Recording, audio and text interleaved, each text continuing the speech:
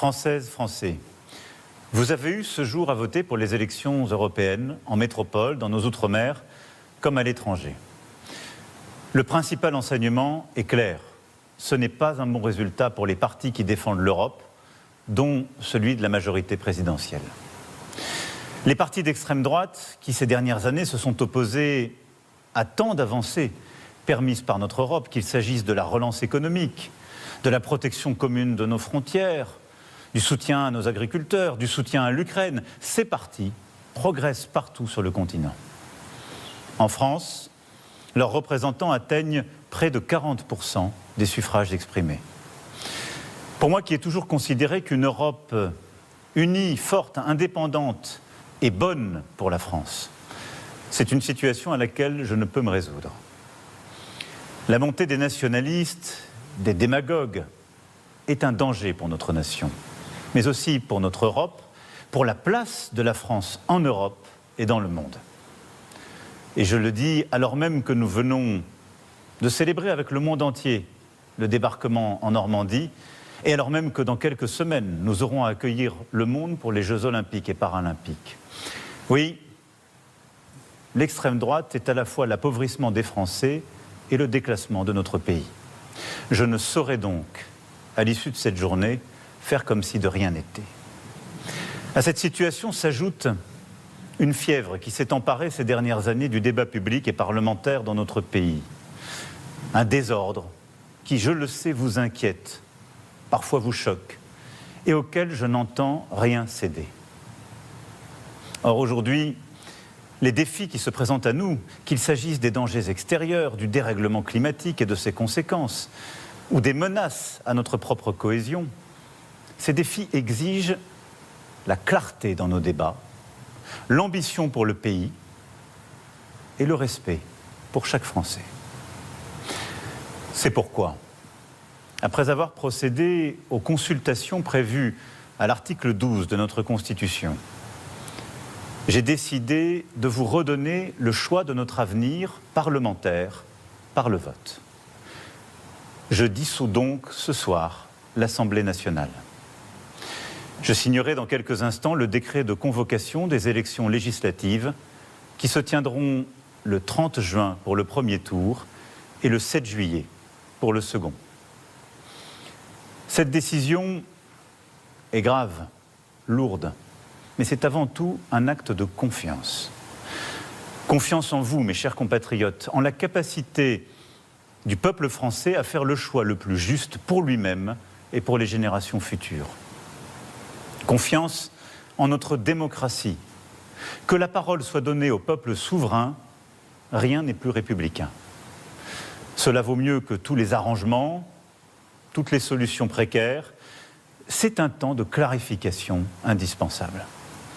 Confiance en la France, qui face à la rudesse des temps sait toujours s'unir et résister pour dessiner l'avenir et non se replier ou céder à toutes les démagogies. Dans les prochains jours, je dirai l'orientation que je crois juste pour la nation.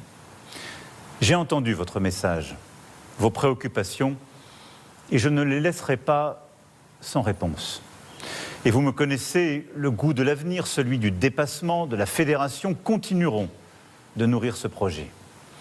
Mais en ce moment de vérité démocratique, et alors même que je suis le seul responsable politique à n'avoir aucune échéance électorale personnelle en 2027, soyez certains d'une chose. Ma seule ambition est d'être utile à notre pays que j'aime tant. Ma seule vocation est de vous servir. Je sais pouvoir compter sur vous pour aller massivement voter les 30 juin et 7 juillet prochains. La France a besoin d'une majorité claire pour agir dans la sérénité et la concorde. Être français et toujours se hisser à la hauteur des temps quand il l'exige, connaître le prix du vote et le goût de la liberté, agir, quelles que soient les circonstances, en responsabilité. C'est au fond choisir d'écrire l'histoire plutôt que de la subir. C'est maintenant. Vive la République, vive la France. Mesdames, Messieurs, chers compatriotes, les Français se sont exprimés et ce scrutin historique montre que quand le peuple vote, le peuple gagne. En mettant la liste du Rassemblement national à plus de 32%, les Français viennent de nous accorder le plus haut score, tous partis confondus, depuis 40 ans. C'est une vraie émotion de voir cette belle force populaire se lever dans tout le pays. En premier lieu, qu'il me soit permis d'adresser mes plus chaleureuses félicitations à Jordan Bardella pour cette très belle campagne, pour ces mois à parcourir la France et à rencontrer nos compatriotes et pour avoir su résister à la stratégie du mensonge et de la calomnie qui nous a très souvent été opposée. Ce vote des Français à la seule élection nationale de ce second mandat d'Emmanuel Macron est sans appel. Le président de la République, répondant à l'appel de Jordan Bardella, vient d'annoncer la dissolution de l'Assemblée nationale et donc le retour aux urnes du peuple français dans quelques semaines.